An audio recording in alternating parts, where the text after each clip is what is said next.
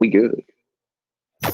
Time for the Sunshine State Showdown, covering every top sports story in the state of Florida, from South Beach to the state capitol and everything in between. And now, without further ado, your hosts, Brandon Kravitz and Zac Blobner. Here we go, folks. This is the Sunshine State Showdown, covering all the biggest sports stories in the Sunshine State. We are your hosts, Brandon Kravitz, Zac Blobner. You can find us on air all across the state. Orlando, Miami, right down St. John's River in Jacksonville.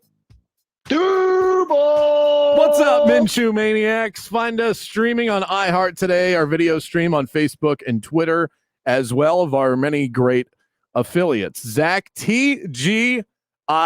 We made it to the end of another glorious week. A lot of hate spewing out there on social media with everything going on in this country right now, particularly in Minneapolis. And I just hope that we can provide you out there an escape when I don't think I'm overstating this. You may need it now more than ever. And that's what this hour is for me. It's what this hour is for Zac. And hopefully that's what this hour is for all of you out there in the beautiful Sunshine State.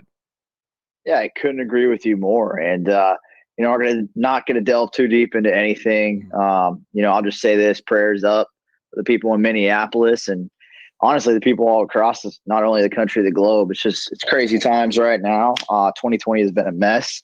And, regardless of where you stand, on any of the subjects or political stuff or anything like that, hopefully we're all on the side of being kind, right? Like, That's the first and foremost thing. And just more of that, man, less of the other stuff, more being good to your neighbor and people around you. Absolutely. That spend your weekend, go out and be nice to somebody, and we'll keep it light here. Let's talk in the opening round about some poll results, shall we? After Ben Murphy from First Coast News on his positivity caffeine rainbow bright high yesterday boldly predicted 7 wins for the Jacksonville Jaguars. We put out a poll, Zac. How many wins do you think the Jags will attain this year? 0-3, 4-6, or 7+? And the results, don't know if they'll surprise you or not, but I'll read them to you anyway. 0-3 received 13% of the vote. 4-6 wins received 70% of the vote. And somehow, some way, 7+ received 17% of the vote. Your thoughts? Well, look, there's always going to be optimistic fans out there. And, I salute those people. When I covered the Jags in Jacksonville, before they were good again, before they made it to the AFC Championship, there was a guy at training camp every year, loud, vocal, but also respectful. He wasn't obnoxious. He was just loud and vocal about the team and being a fan. And every year we interviewed this dude. And you know what he said every year for his prediction? 16-0. 16-0, emphatically. And it's like, look, some people are just always sunny side up, always half glass full. Some people are always half glass completely full. That's just how some people react to certain things, Brandon. So I have no issue with that. I'll be honest. I voted obviously for the 4-6 window. We talked about this yesterday. I think 6 is the ceiling. I don't think it's the middle point, right? We did over under 6.5. I think 6 is their ceiling if everything goes according to plan and Minshew, balls in the defense does grow and Fournette's able to get on track. I still think that's best case scenario for the boys in Jacksonville. But good for Ben Murphy for being positive. That's and right. I like to see at least a percentage of the Jags fan base on board. Yeah, 17%, 7+. That would be an outstanding season for the Jags, and that doesn't necessarily guarantee you a playoff berth, but that means that they're way above expectation. The over-under in Vegas is at 4.5. We expect them to battle teams like the Bengals and the Redskins. The Giants, perhaps, is one of the worst teams in the NFL. And this feels different for me than last year with the Miami Dolphins. It felt like Dolphins fans, and I can speak to this because I'm one of them, completely sold out on the idea of tank for Tua, tank for whoever the hell you need to draft to make this franchise better.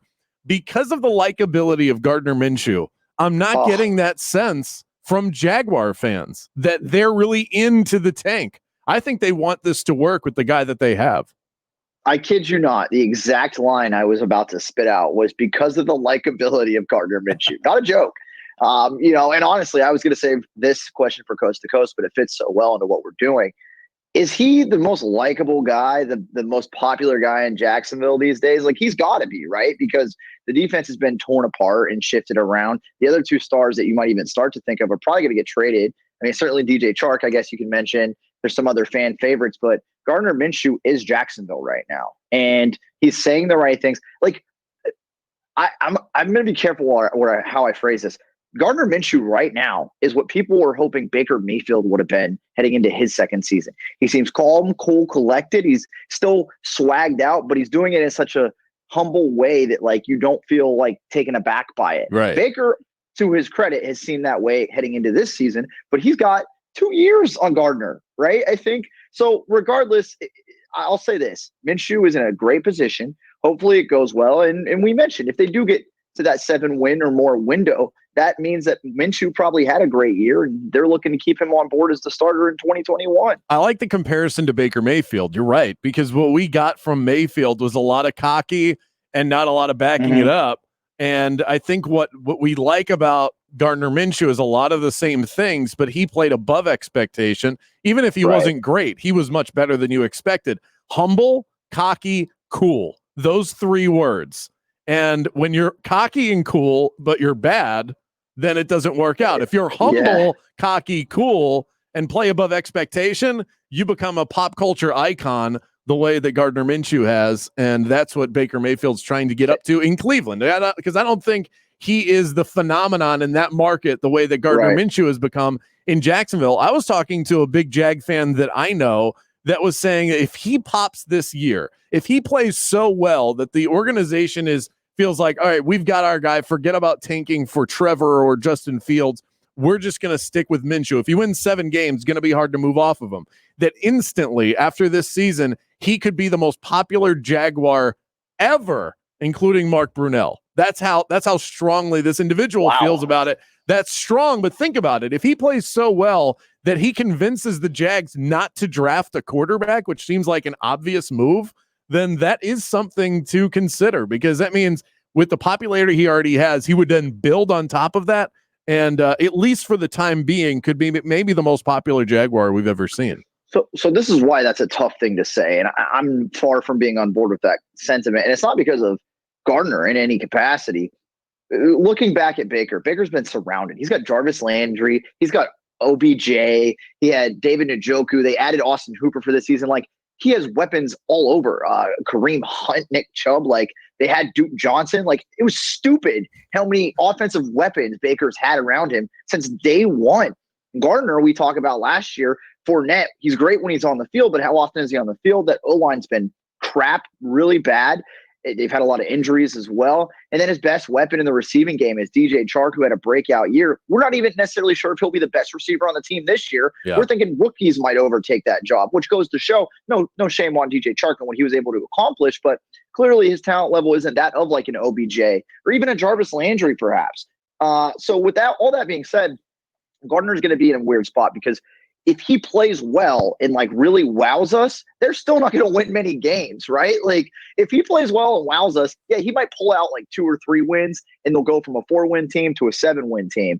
And that's good for Gardner. But for him to become the most popular Jag of all time and looking at quarterbacks, I mean, look, people love Blake Bortles, and he, from outside of Jacksonville, was clearly the worst quarterback in the league. Like, Mark Brunell, yeah, there's a lot to love about what he did. He obviously took them deep in the playoffs and had quite the career there. I don't think he was ever a top 5 or 10 quarterback in the league, though, at any point when you compare him to other guys playing. But he was very good. I'll give him credit for that. And I like Mark, and I know him. I've met him. We've done shows together. I mean, we have a history. But with all that being said, I think it's on the table, and you want to project what Gardner could do. Absolutely. That ain't going to happen, though, Brandon, if they don't surround him with talent. Well, and that's what will make his rise, if that does happen, even that much more impressive. We've seen that with other guys. When you succeed and then you look around and say, well, you didn't really have a lot going on, that's how you really build that sort of popularity, that belief from fans, that belief from the organization. Look at what Carson Wentz did last year. 9 wins for the Philadelphia Eagles. They were the most beat-up team in the NFL. I wanted to shift to this, okay? So I want to see if we can determine which sports will feel the best, the worst, the weirdest without fans. So we firmly expect at this point, we've already seen it in some sporting events in this country. Yeah. We see it with Korean baseball overseas. there are sports being played without fans, and we're likely going to see that in the future as the NBA, NHL, Major League Baseball, hopefully everybody returns and all of that, but they're going to do it without fans. I think that there's a ranking here to be had, and I'm surprised, honestly, that we've gone through this entire pandemic and haven't done this yet, but we're going to do it right now, and that is we are going to rank from least impactful to most impactful the sports and how they will feel without fans. So how do you want to do this? Would you like to start and run down your list? Do you want to go back and forth? Yeah. No, let's go through.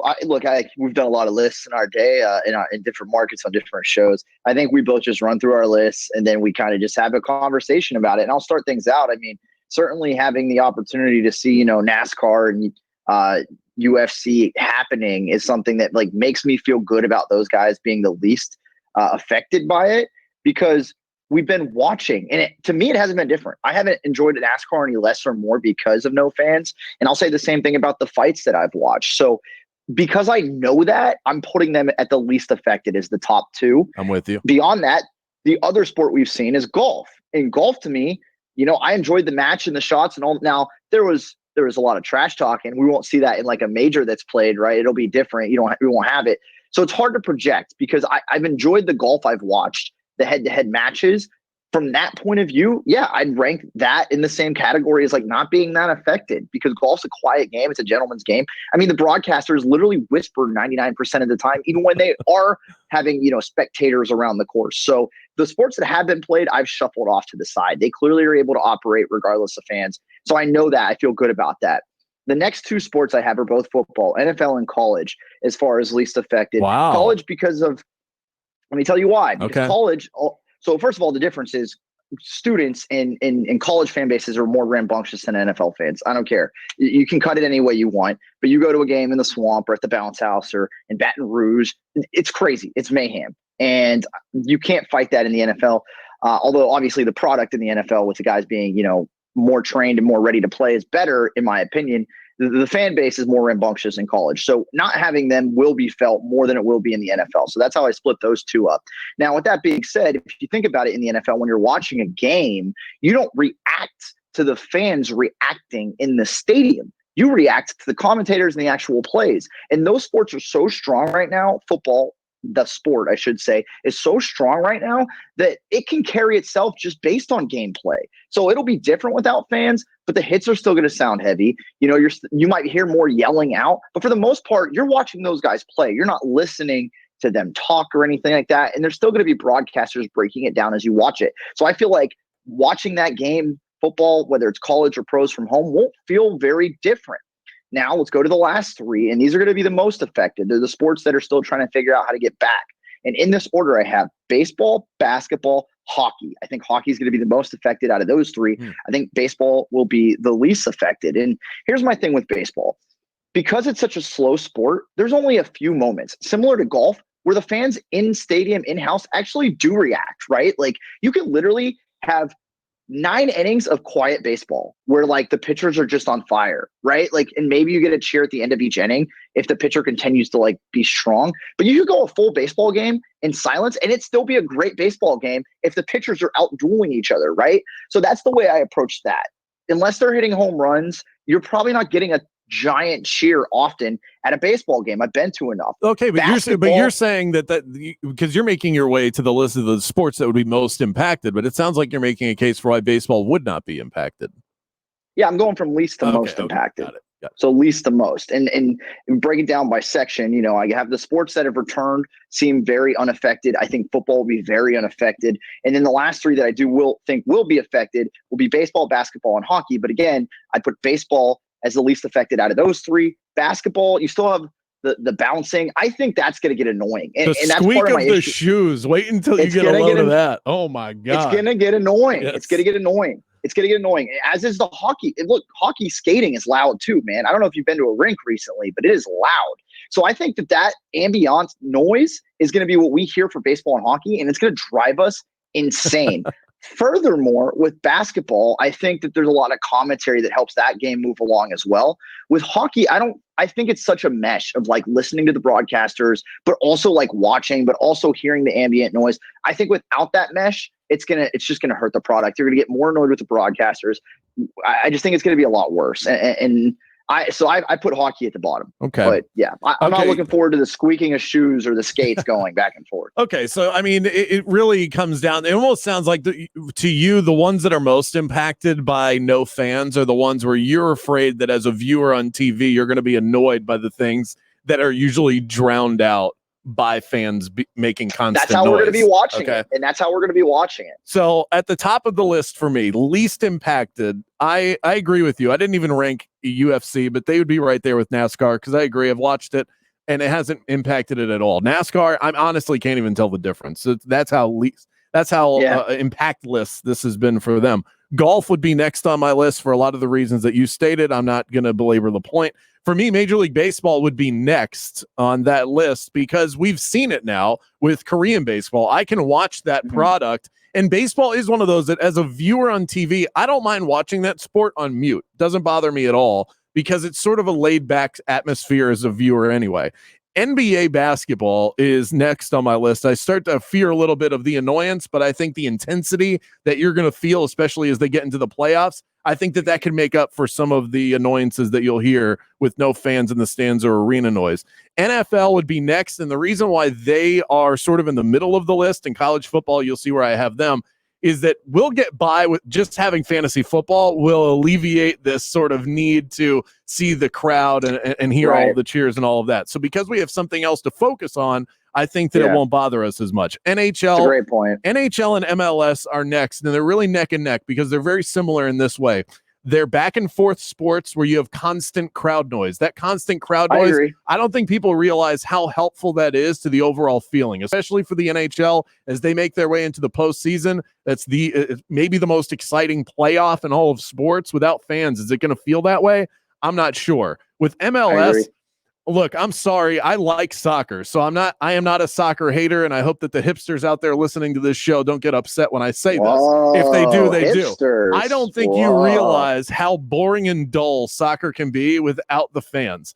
Fans are so important to the overall feel. I mean, there's a reason why they ingrain the fans not only as part of the game day experience, they're ingrained into the clubs in MLS. And overseas. I mean, they are that important to the overall experience. Without the noise and the excitement you hear when a player scores a goal, that sport is not going to feel the same at all. And then the last one on my list, most impacted, has to be college football. The best home field advantages, the best fans in all of sports in this country. And without the fans, I don't think that's going to feel the same at all. NFL can get by. I'm not sure that college football can, just from an atmosphere standpoint. Let us know what you think at Brandon Kravitz, at Zach on the mic. Big Bite next.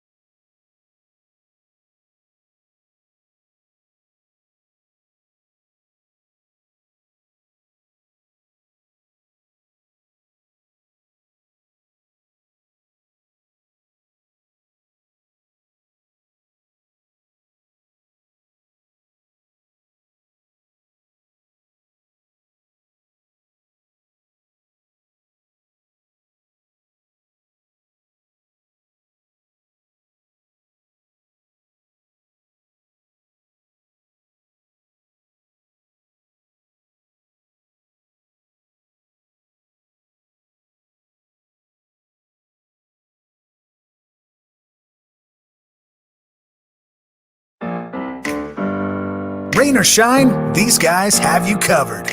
Now back to the Sunshine State Showdown with Brandon Kravitz and Zac Blobner. So many ways to keep up with the show. You can find our video stream on Facebook and Twitter. Follow any one of our many great affiliates and gain access, that premier access, at 96.9 The Game, at The Game Jacks, at 940 Wins. Find the podcast uploaded daily on the iHeartRadio app. I'm curious. You're curious. My man over here chomping at the bit, literally and figuratively. Let's see what's on Zach's mind today. Blobner's Big Bite. You're going to need a bigger boat. I'm so happy we just did a segment on fans not being in the stands, how it's going to affect the sports, how we watch them. And we broke it down and we hit the intricacies. I want to take a step back, though, Brandon, because sometimes to look closely at something, you need to be further away, right?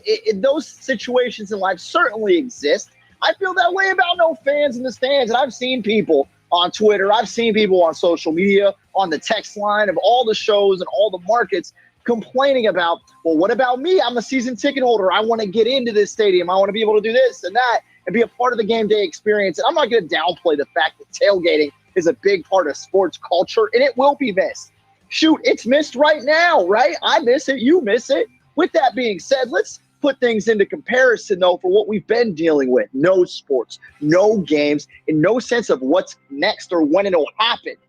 As we get sports back and we're able to watch these products on television again as a viewing audience and indulge in our favorite habit and hobby, which is sports, it's a good thing. There's no reason to be concerned about being at the games. That'll come back eventually as well. And however those dominoes fall, they fall and we can deal with it and we'll be fine. But I think I speak for all of us when I say it probably isn't going to hurt to spend a little bit more time at home, which means we're spending less money, which all of us would love to do right now because the pandemic has not been good to a lot of people financially. So maybe this year, we just kick back. We watch on TV a little bit more. Instead of paying for beer at the stadium, we get a six-pack at Publix or Walmart or wherever else you go. It's a good thing. I know it's crazy. I know it's going to hurt the game in some way, shape, or form. But overall, we're just happy to get sports back. So kick back, relax. And like I said, if they let you in and you can get in, you want to go that route, more power to you. But I don't want to hear anybody crying about how they might not be allowed back in a stadium. I want to hear people happy that they're coming back and we are going to have sports in some capacity. Enjoy yourselves. We'll be right alongside with you to do it. Preach, brother. That's Zac Blobner right there. We're back with more of the Sunshine State Showdown next.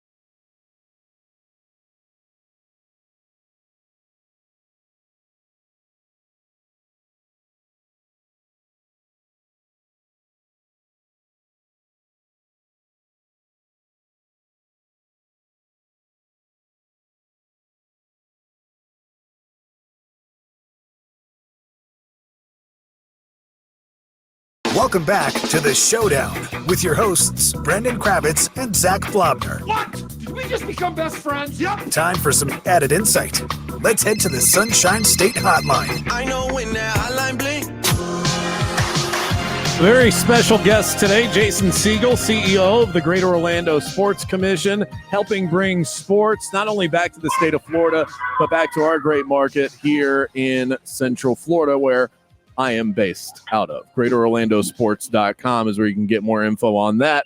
Jason, what have been some of the biggest hurdles in trying to bring sports back to Central Florida that you've run into since everything was shut down in early March? Well, I mean, you've got a really fluid situation, obviously. So for us, it's important to obviously understand what the market conditions are. And, back in March, we spent 2, 3, 4 weeks basically tearing apart, 2 or 3 years worth of work. And now we find ourselves, a combination of rescheduling, rebooking, resourcing, for as many upcoming events as we possibly can. And, the good news is we've been very fortunate. We've got, as of yesterday, 14 new pieces of business on the books. And we've got probably another 140 opportunities that we're bidding on for the future. The question for now is, you've got a lot of movement. And as of this morning, Iowa starting to talk about fans coming to events and selling college football tickets, fans coming to events in Texas. Obviously, our governor has been right at the forefront of talking about welcoming leagues and teams to the state of Florida. And of course, there's a lot of conversation about Orlando as that, it relates to, the conversations with the NBA and MLS. So, there's tremendous challenges, but at the same time, we're so well equipped as a destination that I think we'll be able to meet those challenges and maybe even exceed expectations in a safe environment. And then that's the key, is that this has to happen in a safe environment with proper protocols and policies in place and guidelines in place. And, we're certainly going to follow, the CDC guidelines and the recommendations of the Florida Department of Health and continue to move the needle. Certainly things are looking better and better as the days go on. Hey, Jason, pleasure to talk with you here. Zac Blobner at Home Things Down in Tampa Bay. And as we kind of look at everything that's kind of happening, I feel like a lot of us are boxed into 2020. And it makes sense. It's obvious. Like, we just want to get sports back. We want to get rolling again. We want to get plans going again. With that being said, I can only imagine how hard it is to plan even beyond that, because a lot of what you do is probably, you're basing things out in the future, the 2021 plan, 2022. And we know that sports organizations, pro and college, it's like, well, whatever happens to us in 2020 when we finally do return in whatever capacity we return is going to directly affect 2021. How much are you able to plan ahead even once 2020 starts to get figured out? No, Zac, you nailed it. I mean, the deck is getting reshuffled in a big way. So, you have seasons that have been interrupted. You have the start of the NFL season, which I know they hope will start, on time. There's a lot of contingency plans that are in place. Should there be a second interruption? Should there be, make no mistake, this is also an opportunity for folks to take a look at the future and maybe change some things that they had hoped they could change anyway. But the good news, I think, for us as as a destination, an organization that's, driving economic impact for a destination. And, we work so closely with all of our peers around the country and, of course, around the state. They do a great job in Tampa, Rob Higgins and his team. But for us, it's, we look at 5 major categories. So we're always looking at, youth tournaments, amateur events. So that's one category. And I think the rotations will most likely stay put. I think that, a lot of the youth and amateur groups and organizations, they're following, a pattern that's traditional, and it could be seasonal based on weather. It could be seasonal based on availability of venues. It's seasonal based on, the college seasons. And then, of course, the pro season. So, for us, it's that amateur business, then it's the NCAA business. We're currently bidding on 68 national championships from 2022 through 2026. And our understanding is that the NCAA committees that make the recommendations, they're going to be ready to award host sites this October. So it doesn't seem like there's an interruption there. Good. The third category, Good. Yeah, the third category is Olympic, qualifying events. Now, obviously, you had a major interruption there with the summer games being moved from 2020 to 21. So it remains to be seen what'll fall out from that. Will certain sports have to re-qualify their athletes? Is it fair that if you qualified for 2020, what if you're not prepared to, run or swim again in 21? So there's a lot of questions that have to be answered there. The fourth category for us is that major marquee business. And, this state, the state of Florida is, what an incredible run of major marquee events with, Super Bowl in Miami, next Super Bowl in Tampa. You've got WrestleMania here in Orlando in 17. You have WrestleMania, hopefully will get rescheduled for Tampa. So many major marquee events that have taken place in our state. And, it'll be interesting to see. I mean, the big one that's on our mind and certainly Miami's conscience is, World Cup, so that's 6 years away. Mm-hmm.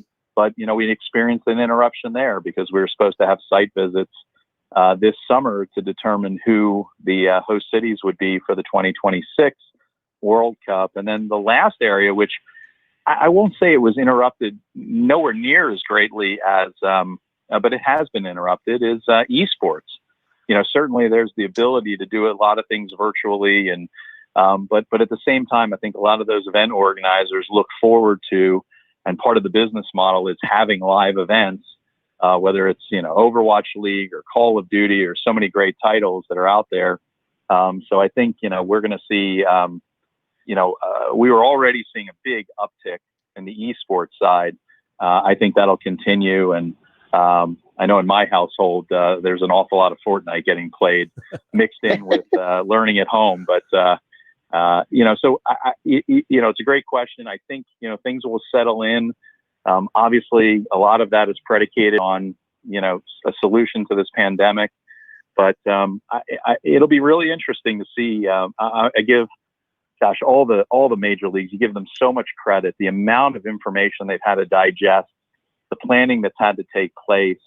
And obviously, you've got a lot of legacies on the line here as, the NHL tries to finish their season and the NBA tries to finish their season. MLS just started, Major League Baseball trying to get, launched here. It'll be really, really interesting to see how this plays out. We're talking to Jason Siegel, CEO of the Greater Orlando Sports Commission. You mentioned it, and I'm just curious. We'll just sort of take a left turn away from sports for a moment. I've got a 7-month at home, so I don't have to worry about teaching him. Baby boy, he's doing great. I mean, I'm lucky enough to where he doesn't realize that his life hasn't changed. He'd be stuck in the house anyway. Now you've got to teach. You have to basically become a school teacher with Fortnite 3 feet away from the kitchen table. How does that work? How are you able to motivate your kids properly when you've got the biggest distraction for a 10 to 12-year-old that could possibly exist? Well, my wife Sarah and I are clearly outnumbered. We have 4 children, so the good news is we play a zone defense. And very nice, because my oldest is 19 and our youngest is 3. So, we sort of have this game plan figured out. And, it's between Sarah on, conference calls and I'm on calls, and we just sort of, bounce back and forth, and we've found a way to make it work. Amazing. Well, that's impressive. Just seeing that from the outside, I'm impressed with what you've been able to do. So we'll dive back into it. Outside of the economic impact, I've been asking this question all week long. There's a bird, by the way, checking in on this. It sounds like what? No, that's me. I'm tweeting. Yeah, that's me tweeting in the background. Zach actively tweeting while we're talking. It sounds like wherever you are, you have beautiful scenery right now. Yeah, no. There's this is quite a view I've got right now. This is the way to do things. I think it's bird mating season, so just be careful out there. I will. So outside of the economic impact, I've been asking this question. What? I'm just throwing it out there. You gotta drop knowledge when you can. It's May. Do you know that? It's May. Everybody knows that. Spring is the season, man. So I've been asking this question all week. I'm going to try to remain focused now. I feel like I'm a 10-year-old about to play Fortnite after homework. Should Orlando sports fans still be excited about everything, all these different sports? MLS could come here. NBA's working on it. You talk about all these different youth leagues and all of that and everything that's going on at the wide world of sports potentially. Even if fans can't go, is this still something that Orlando sports fans should be excited about? Yeah, it's a big deal. I think that it says a lot about our community. It says an awful lot about the good folks at Wide World of Sports. And I think that certainly we've been incredibly fortunate to have, we're in a community that has this just robust, tremendous tourism community, and we have wonderful assets. So, obviously our theme parks and our hoteliers, 125,000 hotel rooms, a world-class international airport, all the assets that we know make our community a great one. But it's about the people. And it's about this collaborative spirit that we have here, our ability to work together. And that's why we've, welcomed 75 million visitors, this past year. And it's the reason that we've had so much success, whether it's, trade shows, whether it's conventions, whether it's sporting events. But I think it's also the reason that we were able to be so nimble and so, the response to a need that was, a really, maybe a once in a 100-year chance to be able to satisfy the needs of some of these leagues that are, looking to, continue with their seasons. It speaks awfully highly of our business community. And then when you talk about fans, obviously, it's exciting that, we'll have the folks here. It's great that, you would hope that, things can be worked out and the seasons will continue and you'll award a champion in basketball and champion in MLS. And, certainly in a different market, they'll raise the Stanley Cup, hopefully. So, I think, yes, I think the answer is simply, it is something to be excited about.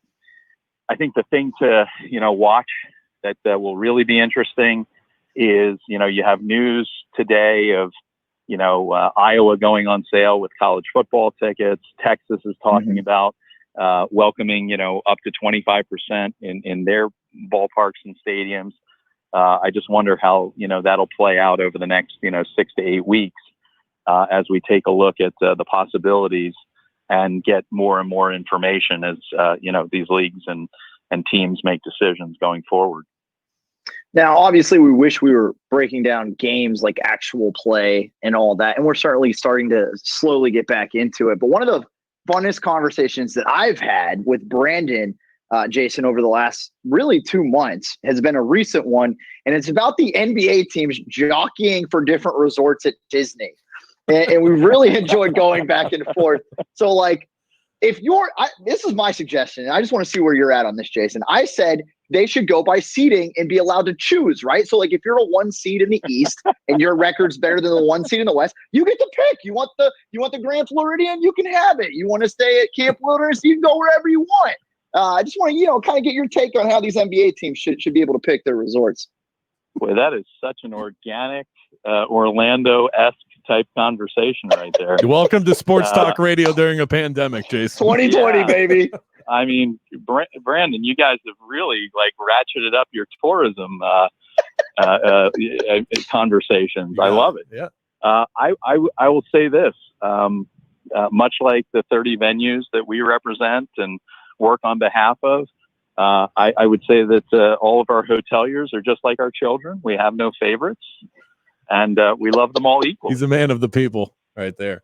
Jason Siegel's the CEO of the Greater Orlando Sports Commission. For more information, if you want to see all the happenings around Central Florida, it's greaterorlandosports.com. Jason, to you, Sarah, the kids, stay safe out there, and thanks for everything that you're doing for our community. Thanks, I appreciate it. Thanks for having me on, guys. You got it. So I'm just wondering, before we cut into a quick break, how much more information you need about bird mating season? Because I've got the latest issue of Birdwatchers Digest sitting right here. I want you to be aware, Brandon. If you haven't figured this out yet, we've done shows together. Well, this is year 3 for us. Obviously, this is the most immersive one we've done. It's Monday through Friday. Before it was a weekend thing during fantasy football, or I guess just football season. It was a fantasy football show. If you bring up bird mating as an expert, I'm going to call you out. I don't care if we got Adam Silver on the line. I don't care if it's Tiger Woods on the line. If you bring up bird mating, be prepared for me, Zac Blobner, to be like, what the hell are you talking about? So was I not supposed to tell him? He's right there standing next to some birds that are chirping, trying to get busy. I've got it right here. Birdwatchersdigest.com says by the end of May into June is when most birds are starting to, nest, create, They put the music on and you hear the chirping. It usually gets a little bit louder at night, but clearly those are some active birds getting it done, into the late afternoon. I hope from now on, whenever we're talking to a guest, if you hear an animal in the background, you're like, hey, I bet that animal's doing it with another animal. That's exactly how I want you to approach it. I said that they were just, he was just, clearly there was you some courting. Said it was mating season. No, I just said that but there was clearly some courting going on. You could tell by the way the bird was chirping. It was basically, it was not like something was happening in the background. I'm not trying to paint, a picture that's not appropriate for sports talk radio. I'm just saying that there was, it's like when you ask a girl out to dinner and you put on that CD that you've been.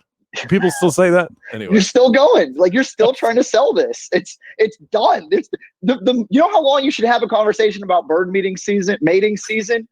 Way less than we are right now. All right. Way less. Got it. I will. I'm just going to keep all of these thoughts. I'm going to put them on my bird mating blog. It's called The Spruce. You can check it out online. We're going to close down the show. Coast to Coast is next.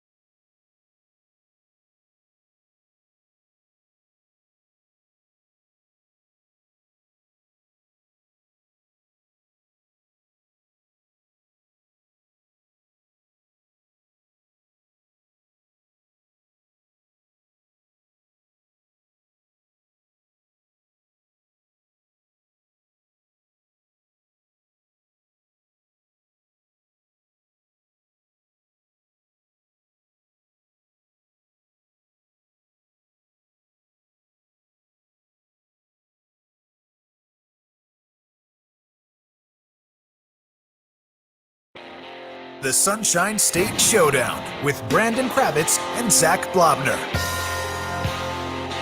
Well, you know what they say, folks. Birds of a feather, they flock together. Isn't that right, Zac?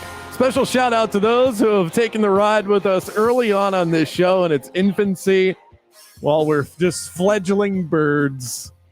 We appreciate it. And if you have any feedback, you want to tell us how much you love it, hate it, anything in between, you can hit us up at Brandon Kravitz, at Zac on the mic. And don't forget, if you miss our show live, you can find it on podcast, available daily as well on the iHeartRadio app. Who knew our conversation with Jason Siegel was going to turn into bird mating talk? I mean, you just never know what kind of turns you may take at this time of year. I'm not touching that. No, I'm not. I'm not talking about it anymore. We're not talking about birds. Stop bringing it up. I'll make my way to the aviary this weekend. At least I know I'm thinking it's open because it's like kind of, it's outdoors. They're starting to open up parks a little bit. I think I can make my way over. Audubon Park and Winter Park in Orlando. I think I could do it. Let's go. Coast to coast. Coast to coast and throws it down. Pillar to post with the mailman, Zac Blobner. What you got? All right, let's start with the Heat and get back to sports and away from birds. Bam Adebayo has the same agent as Giannis up in Milwaukee. If you're that agent, do you A, try and get both guys the most money you can wherever you can, or B, suggest Bam waits for his extension money so that the Heat can sign the star that is the Greek Freak? Oh, for sure. I mean, I'm trying to talk them into that because if you're the agent, then down the road, you got to think long term here. Bam Adebayo would be worth more money on a championship Heat team coming off of a season like that than otherwise. I kind of like where your head's at, and I'm thinking an agent who's, he's 4 steps ahead and all that stuff. Usually you want to get your money when you can, but if you have an opportunity like that, you go ahead and take it. Bam Adebayo still get paid well, but if you can bring the Greek Freak to town, perhaps that's something an agent would facilitate. Agents in the NBA have a lot of power, so it wouldn't surprise me. It's the long con, Brandon. Right. The smart guys know how to play the game and play it well. Let's stick in basketball here. I just want to say from the show, the Sunshine State Showdown, happy birthday, Markelle Fultz. That's right. What's the best gift you can get the Magic Star? All things on the table, Brandon. Jump shot, baby. Man, if that guy had a jump shot, he would instantly be one of the best point guards in the NBA. He's got all the tools. The guy's got incredible handles. He's good enough. He's getting better defensively. He's a great passer, and he's only 22 years old. I mean, so many people have already made up their mind on Markelle Fultz. It blows my mind. I mean, you've already figured out exactly what he is. You've pigeonholed him into, well, maybe he's not a bust anymore, but it's kind of his ceiling. We don't know what his ceiling is. The guy's 22 years old. I mean, if we were still playing like in the 80s, he would just be getting out of Washington, okay? So the guy's got a lot of room to grow, but for his birthday, I'm going to get him a jump shot. Don't think I didn't hear your pigeonholed statement. I told you to get away from birds. I would get him a bird mating book because apparently that's what people are doing in Orlando these days. I'm on to you, Brandon Kravitz. It's not a book, man. It's the magazine Birdwatching Digest. Yeah, digest. I got something for you to digest. Let's go to football. Yesterday, we had the Jags over-under at 6.5. I'm just going to throw the same question at you for Miami. The Fins, do you buy them as over or under 6.5 wins this year? I'm going to take them as over. Last year, they had somehow figured out a way to get 5 wins. They are much better. But look, they are tough to predict. I think if you were to go down the list of all the teams in the NFL and have a conversation about which is the toughest to predict and how their 2020 season is going to go, the Miami Dolphins might be at the top of that list. You look at all the additions that they made on defense, the fact that they organizationally weren't really trying last year. They've got an all-new backfield. They've got a returning wide receiver in Preston Williams. And if Tua plays and he's as good as we all hope he can be, I mean, you talk about a season that has a lot of downside and a ton of upside. They might have the biggest variance of any team in the NFL. We mentioned that the Jags ceiling was 6 wins. I'd say that in Miami, it's probably closer to 8. With that being said, I'd still take the under because we have no idea what's going to happen with the quarterback position, and I don't trust Fitz enough to get him through that season. But yeah, I think they can get to 8 or 9. I think it's plausible. Yeah, I mean, you said ceiling is 8. I think I would actually put it. I think I'd put it at 10, just simply for the fact look at the division. Bro. Look at the division that they're in. The Patriots are very beatable. The Jets are beatable, and the Bills could easily fall apart. And so if you win the division, you start beating up the teams within your own division that you get to play twice a year. That's the way that they could get to 10 wins. I think that's their ceiling. Should have stuck with bird mating, bro. Should have stuck with bird mating. Oh, you don't want me to tell you about the mammalian porpoise? No? All right, moving on. I think that covers it for today and for the week, folks. Thanks for spending some time with us. Maybe if you want to for reach the out, year. Yeah, perhaps at Zach on the mic, at Brandon Kravitz. I'll be bird watching this weekend. Shout out to all of you who make this part of your daily routine. We appreciate it. It's the Sunshine State Showdown on iHeartRadio.